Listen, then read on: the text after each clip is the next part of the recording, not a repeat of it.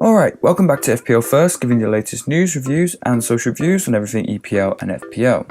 I hope you enjoyed the international break, but that you're all really excited for the EPL to be back this game week. And in this episode I'll be doing the Game Week 5 preview and potential captain picks as well.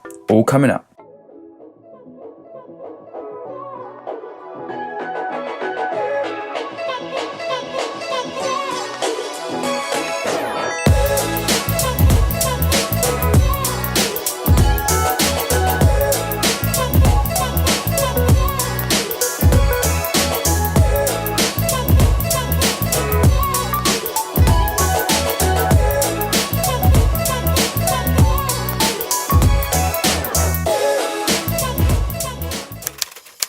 So welcome back to all of the FPL First community to another Game Week preview episode, and if you are new here, this channel provides FPL previews, reviews and tips on informed players, potential transfers and much more. So if this interests you, why not consider subscribing to stay up to date with all the new content being released on a regular basis on this channel. So to get things started, let's take a look at the EPL round 5 fixtures, whereby we open the weekend with Liverpool looking to make it 5 wins out of 5 in the EPL, temporarily putting them top of the table. However, this week will probably be the toughest challenge so far for Liverpool in the league, with Spurs boasting 3 wins including 1 away to Man United. However, with Spurs missing Hugo Lloris, which will be a massive miss for them, and Ali also not available for selection, the omens are looking good for Liverpool in this fixture. I have selected this game as the match of the weekend, and we'll talk more in detail about this mouth-watering game a little bit later. Another game which is looking promising is the game between 6th place Bournemouth and 8th place Leicester, with both teams having great starts to the seasons, with maybe Leicester probably having the more happier start considering 2 games fell against Man U and Liverpool, in which they played very well in each game. Vardy is back from suspension and there doesn't look to be any serious injuries on both sides, so it will be a very interesting game to look out for. Man City and Chelsea look to have straightforward wins at home, with Arsenal having another away test to Newcastle, who are yet to win this season, but have had to play 3 of the top 6 already, with Arsenal making it the 4th top 6 team this season, so you can't write them off at home. Huddersfield are still looking for a win, and Crystal Palace looking to bounce back from 3 straight losses, making this an unpredictable tie, but one of great importance for both teams. Lastly, on Saturday evening, the undefeated Watford will have their second major test in a row when they host a Man United team not looking at their best. Could this be 5 out of 5 for Watford?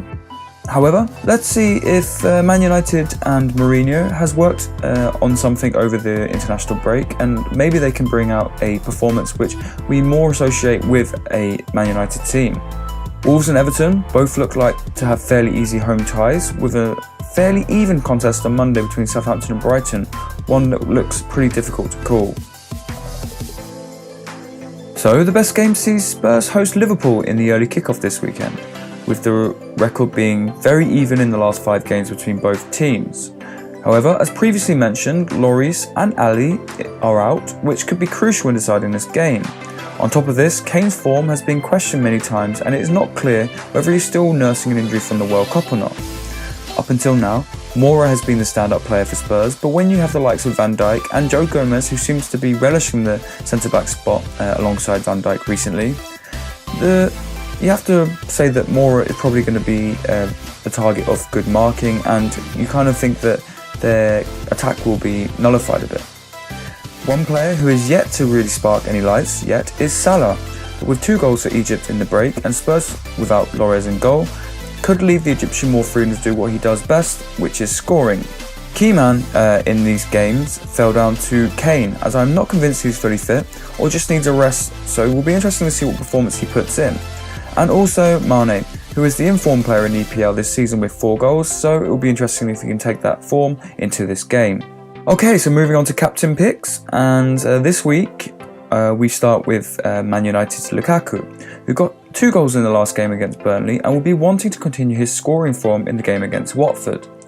Watford look vulnerable at the back to power and pace, and this could be the game that Lukaku helps to give his team Watford their first loss of the EPL season, and therefore put Man United back towards the top 6. My next captain pick is Kane, who I previously mentioned about, and despite me not thinking he's fully fit and at his best recently, he has still scored 2 goals so far in the EPL and will always be in the thick of the goalmouth action when or if it falls for Spurs.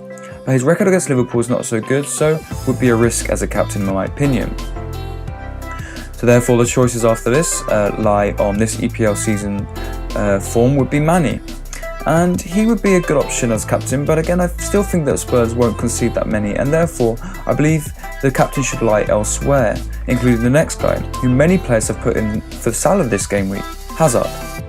Despite substitute appearances in the first 2 games, he is looking in form and full of goals and assists. I really considered him as my captain in my team this week, and he will definitely be amongst any Chelsea action if there is to be any. In the end, my captain choice lies with the ever-reliable, especially when at home, Sergio Aguero, who will be playing promoted Fulham at home at the Etihad, and despite Fulham coming into the game in good form, defence is leaky, and I think Aguero will take full advantage of this, and therefore he is my captain for Game Week 5. So looking at the player watch for Game Week 5, firstly it's last year's FPL second top scorer in Sterling, who netted in 2 of Man City wins so far this season against Arsenal and Newcastle. Sterling at home, like most City players, is a high point scorer and should be amongst the points if he starts. However, with his current issue, he is still only a 75% chance to start, so he may not get the start he wants. Wilson is in fine form for Bournemouth and will likely cause a threat to the Leicester backline, and considering their run of games, he could be a very good player to think about having in your team soon. Pedro and Moura are the most informed players at their clubs, making them players to watch for Game Week 5. And lastly, the player sees Wolves' Doherty as a cheap attacking defender, who so far this season has had the most crosses from open play for Wolves, meaning he could be the next wing-back option without the price, like players like Mendy and Alonso for example. Transfers in show the players most informed in Game Week 4 being put into FPL teams, with one surprise in Holebas. Yes, he may have had many points, but the next 3 fixtures look tough for Watford, so I'm not sure he will get the same kind of success. Let's wait and see if Man United can defend his set pieces, one of the main reasons he stacked up so many points. Salah and Walcott have picked up knocks, and Salah is clearly being lost in many FPL's managers' patience.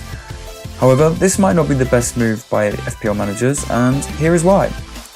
Salah has a great scoring record against the top teams in the EPL, and also has 2 goals and assists so far this season, without playing anywhere near his best.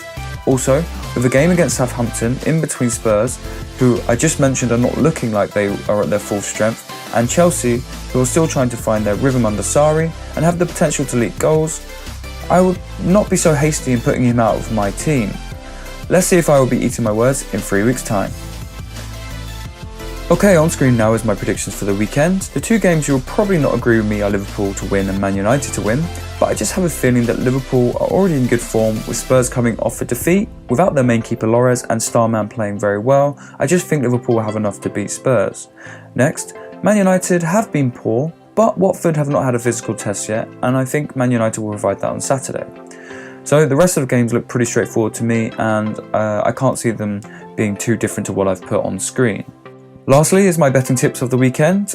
Not been so good for me so far this season, but I've reduced the risk in the bets this week and gone for a fairly safe one.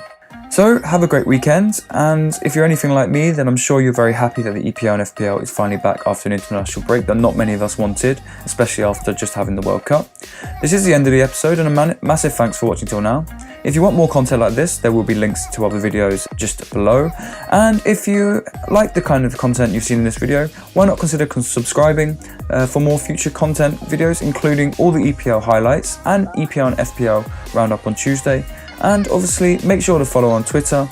Until next time, my name is Joe, and thanks for watching FPL First.